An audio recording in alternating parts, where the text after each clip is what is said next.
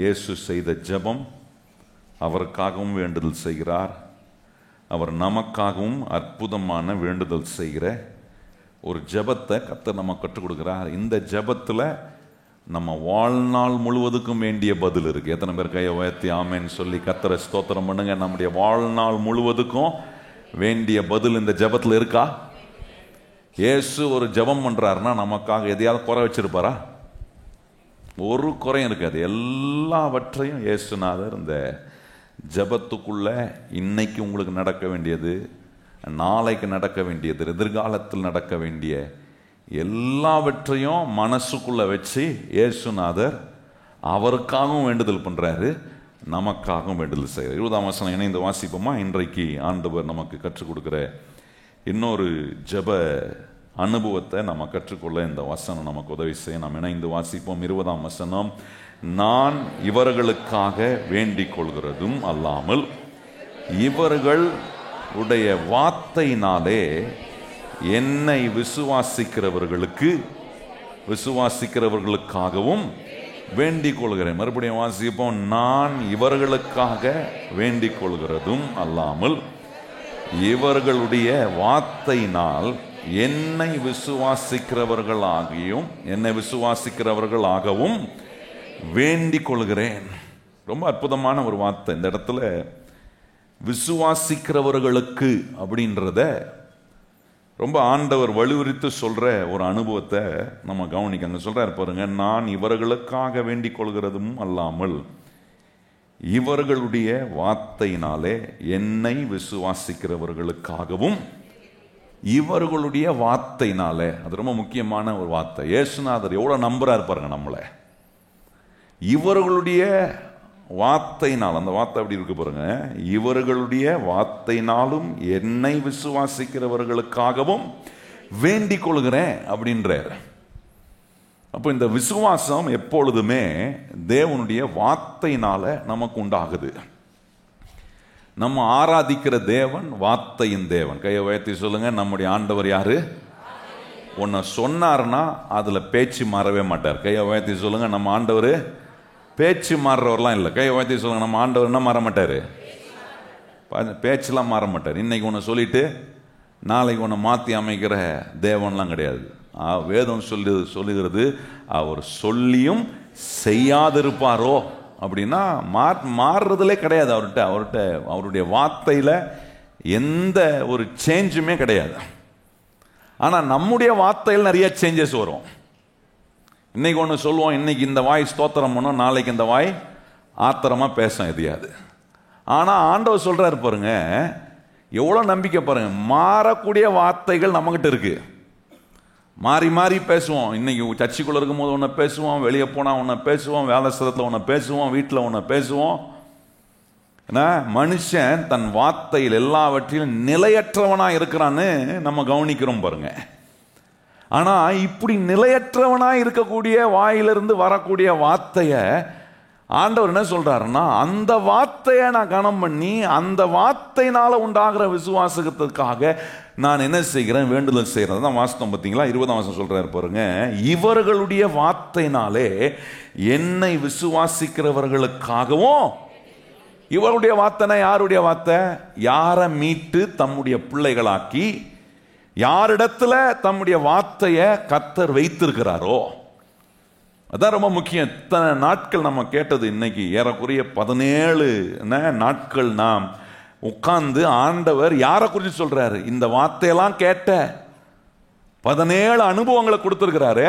இந்த அனுபவம் உள்ளவர்களுடைய வாயிலிருந்து வருகிற வார்த்தையினால கர்த்தர் சொல்றாரு, அங்க வார்த்தை அப்படி இருக்கு பாருங்க, இவர்களுடைய வார்த்தையினால என்னை விசுவாசிக்கிறவர்களுக்காகவும் நான் வேண்டிக் கொள்கிறேன். என் வார்த்தையினால விசுவாசிக்கிறவர்கள் நான் வேண்டிக் கொள்றேன்னு சொல்றது பெருசு கிடையாது. நான் சொல்றது புரியுதா உங்களுக்கு? இயேசுநாதர் என்ன சொல்றாரு? இவர்களுடைய வார்த்தையினால விசுவாசிக்கிறவர்களுக்காக நான் வேண்டிக் கொள்றேன்னா, அப்போ நம்ம வார்த்தைய நம்முடைய வாழ்க்கையில கர்த்தர் எவ்விதமாக மாற்ற விரும்புகிறாரு என்பதை கவனிக்கணும். இயேசுநாதர் நம்மளை நம்புறது போல நான் நம்புறேன், இந்த உலகத்தில் வேற யாருமே நம்ப முடியாது. கையை உயர்த்தி ஆண்டவருக்கு நன்றி சொல்லுங்க. இயேசுநாதர் நம்மை நம்புறது போல. எத்தனை பேருக்கு தெரியும் இயேசுநாதர் உங்களை 100க்கு 100 நம்புறாரா? அவர் நம்மளை நம்புறாரு. எப்படி நம்புறாரு? நம்ம கிட்ட குறை இருக்குன்னு தெரிஞ்சோம் நம்மளை 100க்கு 100 நம்புறாரு.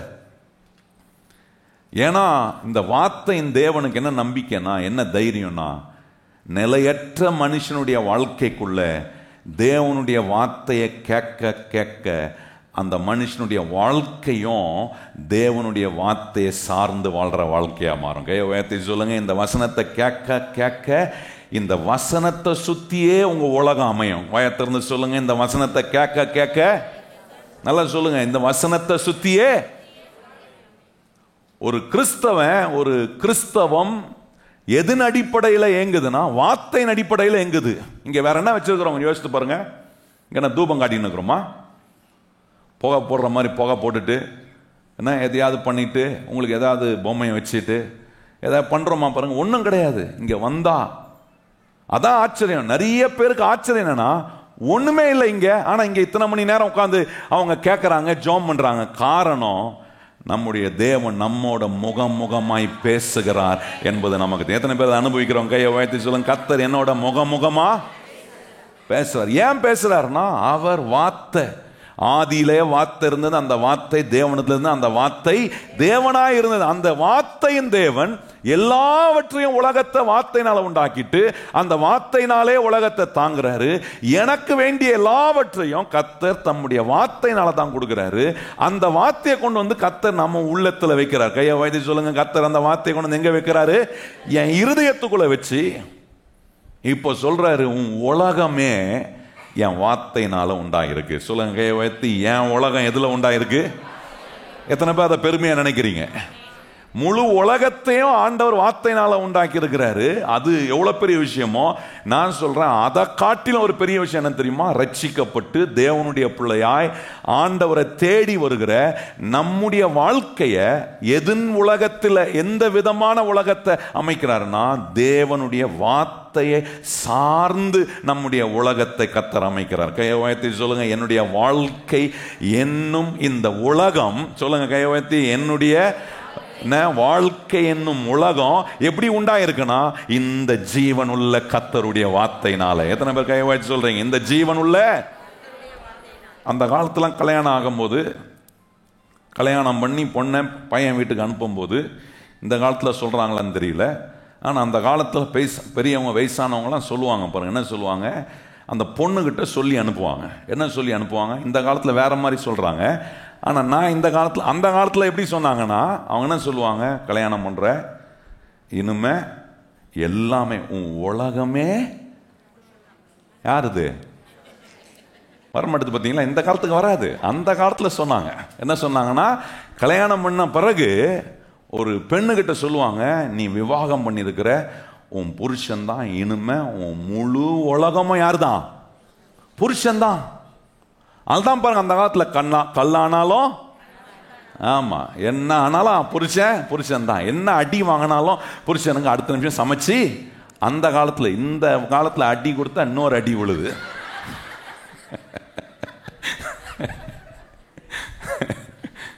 சில குடும்பம் ரெஸ்லிங் நடக்குது தெரியுமா?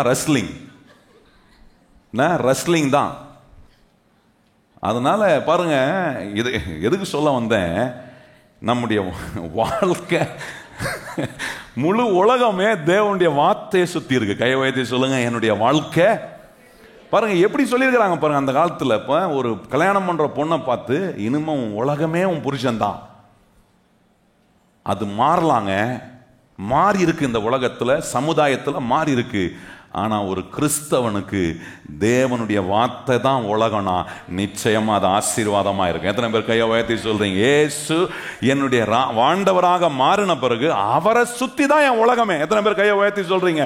இயேசுவே உம்முடைய வார்த்தையை சுத்தி தான் என் உலகமே, என் வாழ்க்கையே இருக்கு. கையை உயர்த்தி சொல்லுங்க. ஆண்டவரே, என் வாழ்க்கை எதை சுத்தி இருக்கு? உம்முடைய வார்த்தையை சுத்தியே இருக்கு. அதுதான் தேவனுடைய வார்த்தையை வாசிக்கணும், தேவனுடைய வார்த்தை பிரசங்கிக்கப்படுகிற இடத்துக்கு வரணும், இந்த தேவனுடைய சத்தியத்தை கேட்டுட்டே இருக்கணும் பாருங்க. ஏன்னா இதை சுத்தி தான் என் வாழ்க்கை இருக்கு. கையை உயர்த்தி சொல்லுங்க, எதை சுத்தி என் வாழ்க்கை இருக்கு?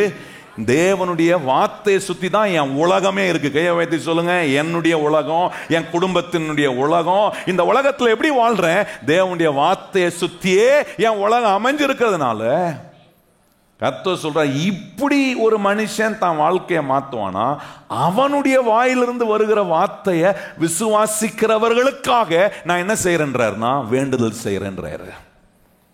அப்ப எவ்வளவு பவர்ஃபுல்லான நபரா நம்மளை வச்சிருக்கிறாரு. பக்கத்துல பார்த்து சொல்லுங்க, நீங்க ரொம்ப பவர்ஃபுல்லான ஆளு. சொல்லிட்டு அவங்க சொல்லனா அப்புறம் அது நல்லா இருக்காது. ரெண்டு பேரும் மாற்றி சொல்லுங்க, நீங்க ரொம்ப பவர்ஃபுல்லான ஆளு. சில தலையாட்டிங்க, அது எங்களுக்கே தெரியும் நாங்க எப்படிப்பட்ட ஆளுன்னு.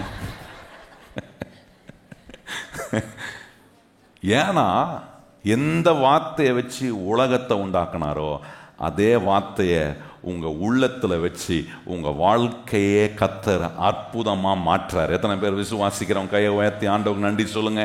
இந்த வார்த்தை அப்படி எல்லா மாற்றங்களையும் உங்களுக்குள்ள கொண்டு வருது. பாருங்க, பழைய ஏற்பாட்டிலையும் புதிய ஏற்பாட்டிலையும் இந்த வார்த்தை எப்படி ஒரு மனுஷனை ஆண்டவர் சார்ந்து அவனுடைய வாழ்க்கையை சார்ந்து என்பதை கொஞ்சம் கவனிக்கணும். தேவன் சொல்றாரு, தேவன் பாருங்க ஒரு மனுஷனை தெரிந்து கொண்டு அழைத்து அவனை ஏற்படுத்தி ஒரு தீர்க்கதரிசியாக கர்த்தர் ஒரு மனுஷனை வைக்கும் போது, எரேமியாவே எடுத்துக்குவோமே, எரேமியா தீர்க்கதரிசியை எடுத்து அவனை தாயின் கருவில் உருவாவதுக்கு முன்பாக எடுத்து அவனை அழைத்து அவனை ஒரு பிரத்யேகமான வேலைக்காக ஏற்படுத்துறாரு. ஏற்படுத்தின கர்த்தர் சொல்றாரு, அவன் வாயை தொட்டு அவன் வாயில என்ன வச்சாராம்? அதானே, உங்க வாயில லட்டை தானே வைக்கிறாரு. ஆனே சிலர் அங்க என்ன சொல்லியிருக்குன்னா, அவனுடைய வாயை வாசித்துருக்கீங்களா? பாருங்க, எரேமியா 1ஆம் அதிகாரம் எவ்வளவு அற்புதமா இருக்கு பாருங்க. ஆண்டவர் என்ன செய்யறாரு? அன்னைக்கு ஆண்டவர் தொட்டாரு. என்ன தொட்டு அவனுடைய வாயில கொண்டு போய் கர்த்தர் வார்த்தையை வச்சாராம். பாருங்க, எத்தனை பேர் நம்புறீங்க? இன்னைக்கு உங்க வாயை கர்த்தர் தொடராரு, கர்த்தர் உங்க இருதயத்தை நிரப்புறாரு. ஏன்னா இந்த ஜெப நாட்கள்ல கர்த்தர் உங்களுக்கு ஏராளமான வார்த்தையை உங்க இருதயத்துக்குள்ள நிரப்பி இருக்கிறார். எத்தனை பேருக்கு அப்படி நிரப்பி இருக்கிறாரா? ஏன்னா இந்த ஜெப நாட்களை கவனிச்சு பாருங்க, ஏராளமான வார்த்தையை கொண்டு வந்து ஊற்றுறாரு. சாப்பிடு அப்படின்னா கூட என்ன பண்றாரு? வாய வாங்கிக்கோ அப்படின்ற மாதிரி ஆண்டவர் என்ன பண்றாரு? வர எல்லாருக்கும் கர்த்தர் வார்த்தை கொடுத்து 9ஆம் வசனம் பாருங்க, சொல்றாரு, கர்த்தர் தமது கரத்தை நீட்டி என் வாயை தொட்டு இதோ என் வார்த்தைகளை உன் வாயிலே. நல்லா கவனிங்க. சில நேரம் பாருங்க, இந்த வாயில கர்த்தருடைய வார்த்தை இல்லாம இருக்கக்கூடிய ஒரு நேரம் வந்த போது கூட ஏசாயா சொல்றான், கர்த்தர் என் நாவை தொட்டு என் பாவத்தையும் என் அக்கிரமத்தையும் என் அநியாயத்தையும் மன்னித்து இந்த தொற்ற வார்த்தை என்ன பண்ணுதுன்னா எனக்குள்ள ஒரு மாற்றம் உண்டாக்குது. பாருங்க, ஏசாயா 6ஆம் அதிகாரத்துல கவனிச்சு பாருங்க. ஏசாயா சொல்றாரு பாருங்க, 7ஆம் வசனம், ஏசாயா 6ஆம் அதிகாரம் 7ஆம் வசனம் பாருங்க. அவர் சொல்றாரு பாருங்க, என்ன பண்ணுது இந்த வார்த்தை அப்படின்றாரு, அதனால் என் வாயை தொட்டு இதோ இது உன் உதடுகளை தொட்டதினால் உன் அக்கிரமம் நீங்கி உன் பாவம் நிவர்த்தியானது என்றார். நல்ல கவனிங்க, இந்த வார்த்தை வாயை தொட்ட உடனே எல்லா குறைகளையும் கர்த்தர் நீக்குவார். கையை உயர்த்தி சொல்லுங்க, இந்த வார்த்தை தேவன் நம்முடைய வாயில வைக்கும் போது, இந்த வார்த்தை என்ன தொடும் போது எல்லா குறையும் நீங்கும். கையை உயர்த்தி சொல்லுங்க, எல்லா குறமும் எல்லா அக்கிரமமும் எல்லா பாவங்களும் எல்லா அசுத்தங்களும் என்னை விட்டு நீங்கும். கையை உயர்த்தி நல்லா சொல்லணும், வாயை திறந்து, ஆண்டவரே இந்த வார்த்தையை நீர் என் வாயில வைக்கிறீர், என்ன இந்த வார்த்தையை சார்ந்தே என் உலகத்தை உண்டாக்குறீர்னா என்ன பண்றாரு? இந்த உலகத்துல நம்மளை என்னெல்லாம் சுத்தமாக்கி எதுக்கெல்லாம் நம்மளை விடுதலை பண்ணணுமோ விடுதலை பண்ணக்கூடிய வேலையை செய்யறாரு. இவ்வளவு அருமையான தேவன் சொல்றாரு, இப்படி வாயை சுத்தமாக்கி வாயை தொட்டு வாழ்க்கையை சுத்தமாக்கி இந்த வார்த்தையை கொண்டு வந்து உங்க வாயில வச்சு சொல்றாரு, இந்த வார்த்தை உனக்கு வச்சிருக்க, இந்த வார்த்தையை உட்கொள், சாப்பிடு இந்த வார்த்தையை. எரேமியா வாயில கர்த்தர் வச்ச உடனே அந்த வார்த்தையை அவன் உட்கொண்டான் என்று வேதம் சொல்லுது. சாப்பிட்டான் பாருங்க. இன்னைக்கு அதே தான் செய்யறார். அந்த வார்த்தையை நீங்க சாப்பிடுவீங்கன்னா கர்த்தர் சொல்றாரு, உங்களுக்காக வேண்டுதல் பண்ணும்போது இவர்களுடைய வார்த்தையினாலே விசுவாசிக்கிறவர்களுக்காக நான் என்ன பண்றேன்? வேண்டுதல் செய்யறேன். கையை உயர்த்தி சொல்லுங்க, இப்படிப்பட்ட வாயிலிருந்து வரக்கூடிய வார்த்தையா நம்ம வாய் இருக்கணும், நம்முடைய வாழ்க்கை இருக்கணும் என்பதுக்காக தான் கர்த்தர் என்ன பொருள்படுத்தி காட்டுறாருன்னா, உங்களுடைய உலகமே கர்த்தருடைய வார்த்தையினால உருவாகுது. கையை வைத்து சொல்லுங்க, உங்களுடைய உலகம், உங்களுடைய குடும்பம், உங்களுடைய எதிர்காலம். எத்தனை பேர் கையை வைத்து சொல்றீங்க? உங்களுடைய எதிர்காலம், உங்களுடைய எல்லா தேவைகளிலும் அற்புதம் எப்படி உண்டாகுதுன்னா, கர்த்தர் அவருடைய வார்த்தையினாலே உங்க வாழ்க்கைக்கான உலகத்தை கர்த்தர் உண்டாக்குறாரு. இதெல்லாம் பாருங்க, ஆண்டவர் வைத்திருக்க அற்புதமான முறைமைகள். இப்போ பாருங்க, பழைய ஏற்பாட்டில் காண்பிச்சேன்னா புதிய ஏற்பாட்டில் காண்பித்து அதுக்கு பிறகு சில காரியத்துக்கு நேராக கர்த்தருடைய வார்த்தை வரும்போது என்னெல்லாம் செய்யும் அப்படின்றது தான் இன்னைக்கு நம்ம பார்க்க போறோம். ஏன்னா இதெல்லாம் செய்யக்கூடிய வார்த்தையா இருக்குன்னு தெரிஞ்சா என் வாயிலிருந்து வருகிற வார்த்தைகளை நான் ஏன் கவனம் செலுத்துறேன்னா, ஆண்டவர் இயேசு ஜெபம் பண்றார், இவர்களுடைய வார்த்தை விசுவாசிக்கிறவர்களுக்காக நான் வேண்டிக் கொள்றேன்றாரு. அப்போ உங்க குடும்பத்தில் நீங்க வாயத்திறந்து பேசும்போது, உங்களோட பழகிறவர்கள் நடுவே நீங்க வாயத்திறந்து பேசும்போது ஒன்ன மறந்துடாதீங்க, நீங்க பேசுற வார்த்தைக்கு யார் கவனம் செலுத்துறாங்களோ இல்லையோ, உங்களை உண்டாக்கி உங்களை ரட்சித்த கர்த்தர் கவனம் செலுத்துறார். கையை உயர்த்தி சொல்லுங்க, உங்களை ரட்சித்த தேவன் கவனம் செலுத்துறார். ஏன்னா உங்க வார்த்தையை கேட்கிறவர்கள் விசுவாசிக்கிறவர்களுக்காகவும் அவர் வேண்டுதல் செய்யறாரா. அப்போ நான் ஏதோ தானோன்னு பேசக்கூடாது. கையை உயர்த்தி சொல்லுங்க, நான் ஏதோ தானோன்னு பேசக்கூடாது. நல்ல ஒரு சத்தியத்தை விளங்கி இருக்கிற கர்த்தருடைய பிள்ளைகளாய் நம்ம பேசணும். அப்போஸ்தலர் நடவடிக்கைகள் 2ஆம் அதிகாரம் பாருங்க, அங்க ரொம்ப அற்புதமா அங்க ஒரு வார்த்தை இருக்கும் பாருங்க. இந்த வார்த்தை, தேவனுடைய வார்த்தைகள் நம்முடைய வாழ்க்கைக்குள்ள வரும்போது, அப்போஸ்தலர் நடவடிக்கைகள் 2ஆம் அதிகாரம் 3ஆம் வசனம் வாசிப்போமா? அங்க சொல்லியிருக்க பாருங்க, அல்லாமலும் அக்கினிமயமான நாவுகள் போல பிரிந்திருக்கவும் நாவுகள் அவர்களுக்கு காணப்பட்டு அவர்கள் ஒவ்வொருவர் மேலும் வந்து அமர்ந்தது. 4ஆம் வசனம், அவர்கள் எல்லாரும் பரிசுத்த ஆவியினாலே நிரப்பப்பட்டு ஆவியானவர் தங்களுக்கு தந்தருளின வரத்தின்படியே வெவ்வேறு பாஷைகளிலே பேச தொடங்கினார். நல்ல கவனிங்கள், அவங்களுடைய வாயை தொட்டு அவங்க மேல ஆவியானவர் என்ன எப்படி இறங்கினாரா? அவங்களுடைய நாவ அக்கினினால தொட்டு, இந்த அக்கினினால தொட்ட உடனே இதுவரைக்கும் எதையோ பேசிட்டு இருந்தான். நல்லா கவனிங்க, இது வரைக்கும் என்ன பேசினா? நான் பெரியவனா நீ பெரியவனான்னு பேசியிருந்தான். ஒருத்தனை என்ன மேன்மை பாராட்டாம, ஒருத்தனை சமமா நினைக்காம, ஒருத்தரை என்கரேஜ் பண்ற வார்த்தை இல்லாம என்னென்னமோ பேசிட்டு இருந்தாங்க. ஆனா அக்கினினால தேவன் நாவ தொட்ட உடனே, அவர்கள் மேல் ஆவியானவர் இறங்கி வந்த உடனே, ஒவ்வொருவருக்கும் தேவன் வைத்த அந்த வரத்தின் அடிப்படையில் அவர்கள் பேச தொடங்கினார்கள். அந்த பேச்சு என்ன பேச்சா இருந்திருக்கும்னா, குறைவுள்ள பேச்சா இருந்திருக்காது. அது கர்த்தரை மகிமைப்படுத்துகிற பேச்சா இருக்கு. கையை உயர்த்தி சொல்லுங்க, இந்த ஆவியானவர் இன்னைக்கும் என்ன தொடுறாரு. எத்தனை பேர் விசுவாசிக்கிறோம்? கையை உயர்த்தி சொல்லுங்க, என் நாவ ஆவியானவர் தொடுகிறார். கையை உயர்த்தி சொல்லுங்க, என் நாவ ஆவியானவர் தொடுறார். ஏதாவது ஏடா கூடமா இந்த நாவல இருந்து வந்துச்சுன்னா வார்த்தை, இந்த நாக்கு தான் வார்த்தையை உண்டாக்குது. தெரியுமா உங்களுக்கு? இந்த நாக்கு இல்லாம வெளியே இந்த வாய் வழியா என்ன வராது?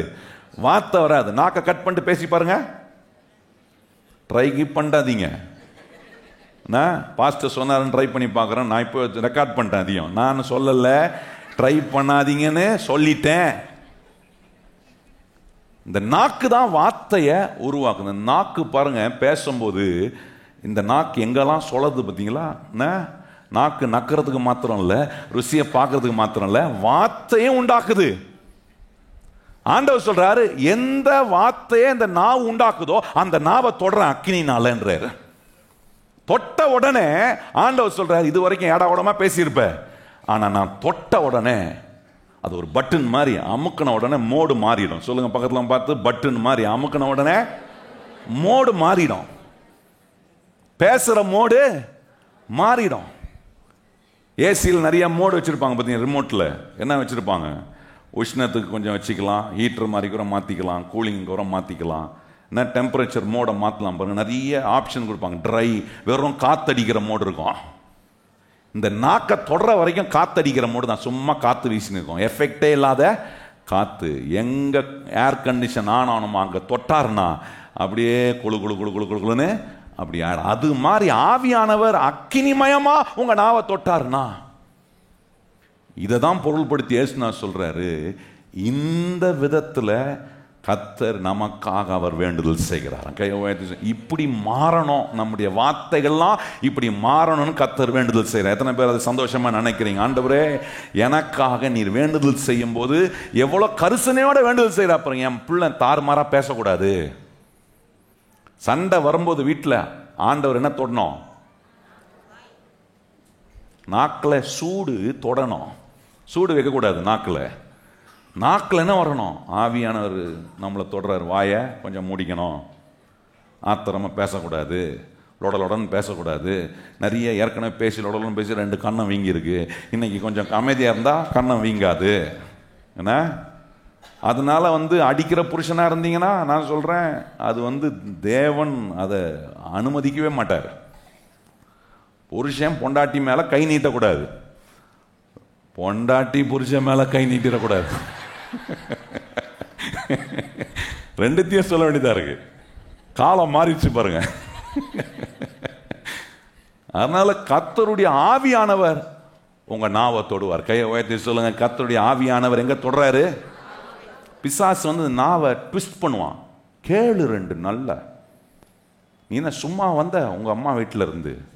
ஒன்றும் இல்லாம அனுப்பி விட்டாங்க, அக்கௌண்ட்ல போட்டாங்கல்ல, கேள வர கொஞ்சம் நல்லா அப்படின்னு நாக்கு சொல்லலாம். அப்ப சொல்லலாம், ஆவியான சொல்லலாம், எல்லாம் நமக்கு தானே ஆண்டவரே, ஸ்தோத்திரான்னு பரவாயில்ல அப்படின்னு அமைதி ஆகணும். வரமாட்டுதே, அந்த நியூட்ரல் நிலை வரமாட்டுது, அப்படியே வளருது வாய். அதான் ஆண்டவர் பார்த்தாரு, அசுத்த உதடுள்ளவனா இருக்கிறவன் நான். அதனால ஏசாயாவை அக்கினினால தொடர்றாரு ஆண்டவர். இன்னைக்கு யோசிச்சு பாருங்க, ஆண்டவர் ஏசாயாவை அவன் பேசின வளரும் போதெல்லாம் அக்கினினால தொட்டு தொட்டு தொட்டு தொட்டு தொட்டு பண்ணியிருந்தாருன்னா இன்னைக்கு நம்ம கதை என்ன ஆகுறதுன்னு கொஞ்சம் யோசித்து பாருங்க. நாக்கில் எந்த ருசியமும் இருக்காது. நாக்கெல்லாம் என்ன பண்ணியிருக்கோம்? வெந்து போய் தச்சிக்கு வரும்போது ஸ்தோத்திரம் வேணும், அப்படிதான் இருக்கணும். இன்னைக்கு நல்லா வாயத்திறந்து கர்த்தரை ஸ்தோத்திரம் பண்றேன். எத்தனை பேர் கர்த்தரை ஸ்தோத்திரம் பண்ணுங்க பாப்போம். இவ்வளவு சொல்லியும் ஸ்தோத்திரம் பண்ணலாம் சூடு வச்சுக்கிறாருன்னு அர்த்தம். நல்ல கையை உயர்த்தி வாயத்திறந்து ஸ்தோத்திரம் பண்ணு. ஸ்தோத்திரம் ஸ்தோத்திரம் ஆண்டவரே. என் நாவை அப்படி ஆண்டவரே நேரடியான நெருப்புனால தொடாம ஆவியானவர் என் நாவை தொடுகிறதுக்காக ஸ்தோத்திரம். கையை உயர்த்தி சொல்லுங்க, ஆவியானவரே என்ன நீர் தொடுகிறதுக்காக ஸ்தோத்திரம். அக்கினியால தொடுறது இல்ல, வார்த்தையினால தொடுறார். கையை உயர்த்தி சொல்லுங்க, எப்படி தொடுறாரு? வார்த்தையினால தொடுறார். தொட்ட உடனே மாற்றம் வந்துடும். இந்த ஜெப நாட்கள்ல இதெல்லாம் நமக்கு ஞாபகம். அடுத்த முறை சண்டை போடும் போது ஆண்டவர் என்ன ஞாபகப்படுத்துவார்னா, உன் நாக்கில் சூடு வச்சிருக்கிறேன். என்ன சூடு? ஆவியானவர் தொடுகிற நாவு, கர்த்தருடைய வார்த்தை இருக்கிற நாவு. இதை தான் இயேசுநாதர் மனதில் வைத்து நமக்காக வேண்டுதல் செய்கிறார். 2 காரியம் பாருங்க. இந்த தேவனுடைய என்ன வேண்டுதல் அவர் நமக்காக செய்யும் போது, வேண்டுதலுடைய விளைவுகள் என்ன அதை உங்களுக்கு காண்பிக்கிறேன். ஆனா வேண்டுதல் செய்யும் போது தேவன் என்ன செய்யறாருன்னா, பிரசங்கம் பண்ற எனக்காக வேண்டுதல் செய்யறாரு, கேட்கிற உங்களுக்காக வேண்டுதல் செய்யறாரா. ஏன்னா பேசுறேன்னா அவர் விரும்புற வார்த்தையை பேசணும்.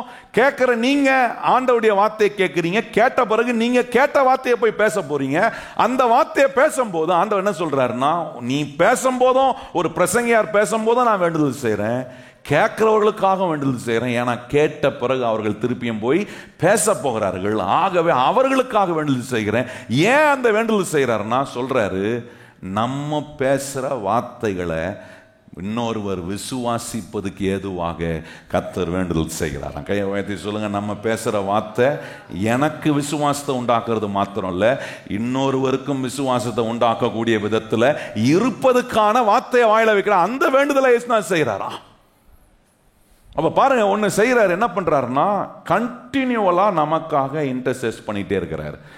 தொடர்ந்தேச்சியா ஆண்டவர் நமக்காக வேண்டுதல் செய்து கொண்டே இருக்கிறார். வேண்டுதல் போது நமக்காக பரிந்து பேசிக்கொண்டே இருக்கிறார். 2வது ஆண்டவர் என்ன செய்யறார்னா, தொடர்ந்தேச்சியா நம்மோடு அவர் பார்ட்டிசிபேட் பண்ணிட்டே இருக்கிறார், பங்கு பெற்றுக் கொண்டே இருக்கிறார் நம்ம கூட. இந்த வார்த்தை நம்மளோட கான்ஸ்டன்டா ஆண்டவர் தொடர்பு வச்சுக்கிட்டே இருக்கிறார். பேசிக்கிட்டே பேசுற இடத்துக்கு கொண்டு வந்து எப்படியா உட்கார வச்சிடறாரு பாருங்க. இந்த தேவனுடைய வார்த்தையை கேட்கிற இடத்துக்கு கொண்டு வந்து கர்த்தர் நம்மளை உட்கார வச்சிடறாரு. இது எல்லாமே அற்புதமான ஜீவிய மாற்றத்தை கர்த்தர் உண்டாக்குறார். தொடர்ந்தேச்சியா இன்டர்செஸ் பண்றாரு அப்படின்னா பரிந்து பேசுறாரு, தொடர்ந்தேச்சியா நம்மோட அவர் பங்கு பெறுகிறாரு. அப்படி பங்கு பெறும்போது 2 காரியத்தை செய்யும் போது ஆண்டவர் உபயோகப்படுத்துகிற 4 விதங்கள் பாருங்க. என்ன செய்யறாருன்னா, தேவன் முதலாவது நம்ம மூலமா கிரியை செய்து அப்படின்னா, நம்மளை கர்த்தர் பேச வைக்கிற வார்த்தையின் மூலமா கிரியை செய்கிறார். கையை வைத்து சொல்லுங்க, நம்மளை பேச வைக்கிற வார்த்தையின் மூலமா கர்த்தர் கிரியை செய்கிறாரு. 2வது ஆண்டவர் எப்படி கிரியை செய்கிறார்னா, நம்முடைய சாட்சியின் மூலமா கிரியை செய்கிறார். கையை வைத்து சொல்லுங்க, நான் பேசுற வார்த்தையின் மூலமா கிரியை செய்கிறாரு. 2வது என் வாழ்க்கையின் சாட்சியின் மூலமா கர்த்தர் கிரியை செய்கிறாரு. 3வது அபிஷேக நிறைந்த பாடல்களை பாடும்போது என் மூலமா கிரியை செய்கிறார். எத்தனை பேருக்கு தெரியாது? இந்த வாயில அபிஷேக நிறைந்த பாடலை பாடணும். வசனத்தின் பாடல்களை நீங்க பாட ஆரம்பிக்கும் போது அற்புதம் நடக்கும். கையை வைத்து எத்தனை பேர் விசுவாசிங்க? அற்புதங்கள் நடக்கும். பவுலும் சீலாவும் கர்த்தரை ஆராதிச்சாங்க. ஆராதிச்ச போது அங்க என்ன நடந்துச்சு? ஒரு பூமி அதிர்ச்சி வந்து என்ன, எல்லா சிறைச்சாலை கதவுகள்லாம் திறந்து, கட்டுகள்லாம் அறுக்கப்பட்டு, எல்லா கைதிகளும் விடுவிக்கப்பட்ட ஒரு நிலை. ஆனா என்ன அற்புதமான ஒரு காரியம்னா, அவர்கள் எல்லாரும் வந்து பவுலும் சீலாவும் இடத்தில் வந்து கேட்டாங்க, நாங்கள் ரட்சிக்கப்பட என்ன செய்ய வேண்டும் என்று கேட்டாங்க. கவனிச்சு பாருங்க. அப்ப என்ன தெரியுது? அவன் என்ன பாட்டை பாடியிருப்பான்? ரட்சிப்புக்கு எதுவான பாடலை இந்த பவுலும் சீலாவும் பாடினதுனாலதான் கட்டுகள் அறுக்கப்பட்ட போது அவர்கள் என்ன கேட்கிறார்கள்? நாங்கள் ரட்சிப்பு அடைவதற்கு என்ன செய்ய வேண்டும் என்று வந்து அந்த ஜெயிலரும் அவனோட பல கைதிகளும் கேட்டிருப்பாங்க. பாருங்க என்ன மாதிரி ஒரு அனாயிண்டிங்க பவுலுடைய வாயில கர்த்தர் வச்சிருந்தாரு என்பதை கவனிச்சு பாருங்க. 4வது கர்த்தர் எப்படி கிரியை செய்யறாருன்னா, நற்கிரியைகளை நம்ம செய்யும் போது நம் மூலமா கர்த்தர் மகிமைப்படும். இதெல்லாம் தான் ஆண்டவர் இயேசுநாதர் நமக்காக அவர் வேண்டுதல் செய்கிறார். பாருங்க, ஒரு சில சம்பவங்களை இதுக்கு ஒப்பனையாய் காண்பித்து நம்ம பேசுற வார்த்தைகளை விசுவாசிக்கிறவர்களுக்காக அவர் வேண்டிக் கொள்கிறார் என்றாரு. அப்போ என் வாயிலிருந்து வருகிற வார்த்தைகள் எப்படி இருக்கணும் கொஞ்சம் கவனிச்சு பாருங்க. இன்னிலிருந்து நீங்க பேசுற ஒவ்வொரு வார்த்தையும் நீங்க ஞாபகம் வைக்கணும். ஏன்னா இது கேட்கிறவங்க மாத்திரம் இல்லை, எனக்காக இடைவிடாம வேண்டுதல் செய்கிற ஒரு தேவன் இருக்கிறார். எத்தனை பேருக்கு தெரியும்? உங்களுக்காக இடைவிடாம வேண்டுதல் செய்கிற, அதான் சொல்றது. அதான் என்ன சொல்றாரு? வாயை திறந்து நெகட்டிவா பேசக்கூடாது. பக்கத்துல பார்த்து சொல்லுங்க, வாயை திறந்து என்ன பேசக்கூடாது? நெகட்டிவா பேசக்கூடாது. கர்த்தருடைய வார்த்தையை பேசுங்க. கர்த்தருடைய வார்த்தை என்ன நெகட்டிவா சொல்லியிருக்கா? நீ நாசமா போவ அப்படின்னு வசனம் சொல்லுதா?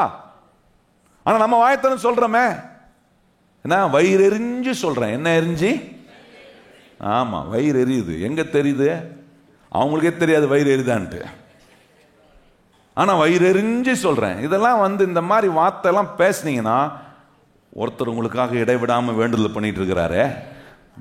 இடைவிடாம உங்களுக்காக வேண்டுதல் செய்யறாங்க. இடைவிடாம உங்களோட என்ன பங்கு பட்டுட்டே இருக்கிறாரு, பார்ட்டிசிபேட் பண்ணிட்டே இருக்கிறாரு. அந்த தேவன் சொல்ற, நீ என்ன வார்த்தைகளை சொல்றியோ அந்த வார்த்தைகளை விசுவாசிக்கிறவர்களுக்காக நான் வேண்டுதல் செய்யறேன்றாரு. நான் சொல்ற வார்த்தை என்ன விசுவாசத்தை பலப்படுத்துது. நான் பேசுற வார்த்தைகள் என்னை சுத்தி இருக்கிறவங்களை பலப்படுத்தக்கூடிய ஒன்றா இருக்கு. இந்த காரியத்தெல்லாம் ஆண்டவர் கவனிச்சுட்டே இருக்கிறாரு. தேவன் எனக்காக இடைவிடாம வேண்டுதல் செய்யற. கையை உயர்த்தி சொல்லுங்க, கர்த்தர் எனக்காக இடைவிடாம. இப்போ நான் நம்புறேன், நான் இங்கே பிரசங்கம் பண்ணிட்டு இருக்கும் போதே எனக்காக கர்த்தர் வேண்டுதல் செய்து கொண்டிருக்கிறார். நீங்க உட்கார்ந்து கேட்டுட்டு இருக்கிற உங்கள் ஒவ்வொருவருக்காகவும் கர்த்தர் வேண்டுதல் செய்து கொண்டே இருக்கிறார். எத்தனை பேர் விசுவாசிக்கிறேன்? கையை உயர்த்தி ஆண்டவரை மகிமைப்படுத்துங்க. நமக்காக இடைவிடாம வேண்டுதல் செய்கிற ஒரு தேவன் இருக்கும்போது நம்முடைய வாழ்க்கையை நம்ம வாயை திறந்து நஷ்டமான வார்த்தைகளை பேசி வாழ்க்கையை சீரழித்திடக்கூடாது. பாருங்க, அப்போஸ்தலர் நடவடிக்கைகள் 2ஆம் அதிகாரம், அப்போஸ்தலர் நடவடிக்கைகள் 2ஆம் அதிகாரத்தில் 37ஆம் வசனத்தை கவனிச்சீங்கன்னா, எப்படி நம்முடைய வாயிலிருந்து பேசப்படுகிற செய்திகள், வார்த்தைகள் என்ன மாதிரி வேலையெல்லாம் கர்த்தர் நமக்குள்ள செய்கிறாரு அப்படின்றத இங்கே ரொம்ப அற்புதமாக ஆண்டவர் சொல்றாரு. பாருங்க, அப்போஸ்தலர் நடவடிக்கைகள் 2ஆம் அதிகாரம் 37ஆம் வசனத்தை வாசிப்போமா? எல்லாரும் இணைந்து வாசிப்போம். இதை அவர்கள் கேட்டபோது இருதயத்திலே குத்தப்பட்டவர்களாகி பேதுருவையும் மற்ற அப்போஸ்தலரையும் பார்த்து, சகோதரரே, நாங்கள் என்ன செய்ய வேண்டும் என்று. நீங்க சில நேரம் ஆண்டவர் நம்முடைய வாயிலிருந்து பேசுகிற அல்லது சில செய்திகள் நீங்க கேட்கக்கூடிய இடத்துக்கு வரும்போது, கர்த்தர் பேசும்போது இந்த இடத்துல சொல்லியிருக்கு பாருங்க, அது அவங்க இருதயத்தை குத்துன வார்த்தையா இருந்துச்சான். சில சொல்லுவாங்க பாருங்க, பாஸ்டர் எனக்கே தான் பேசுறாரு, என்னையே குத்தி குத்தி பேசுறாரு. அது நான் இல்லைங்க, ஆவியானவர் அந்த வசனத்துக்கு வல்லமையை உண்டாக்கி நம்ம சூழ்நிலைகளை அறிந்து நம்முடைய வாழ்க்கையை மாற்றுவதற்காக இந்த இடத்துல வரும்போது கர்த்தர் பேசும்போது அது என்னவா ஆகுதுன்னா நமக்கு சுருக்கு சுருக்குன்னு குத்துது. யோவான் 8ஆம் அதிகாரத்தில் என்ன, விபச்சாரம் செஞ்ச ஒரு ஸ்திரியை கையும் களவுமா பிடிச்சி இயேசுநாதர் முன்னாடி கொண்டு வந்து மோசேயுடைய பிரமாணம் என்ன சொல்லுகிறது என்று சொல்லி அவளை கல்லெறிந்து கொல்ல வேண்டும் என்று சொல்லி கொண்டு வந்து நிறுத்தின போது இயேசுநாதர் கேட்ட ஒரு கேள்வி இருக்கு பாருங்க. அங்க இருந்து அவங்கள பார்த்து கேட்டார், உங்களில் பாவம் இல்லாதவன் இவள் மேல் என்ன செய்யட்டும், முதல் கல்லை எறிட்டோம்னா சொன்னார் பாருங்க. சொன்ன உடனே ஒருத்தனா கலந்துட்டு போறான். கொஞ்சம் நேரம் டைம் கொடுத்துருப்பாருன்னு நினைக்கிறேன். நிறைய பேர் வந்திருப்பாங்க, ஏசுன்னு அதை கொஞ்ச நேரம் டைம் கொடுத்து எல்லாம் போன பிறகு கேட்குறாரு, ஒருத்தங்க கூட இல்லையா? வேதம் சொல்லுகிறது, தங்கள் மனசாட்சியிலே குத்துண்டவர்களாய் அவர்கள் போனார்கள்.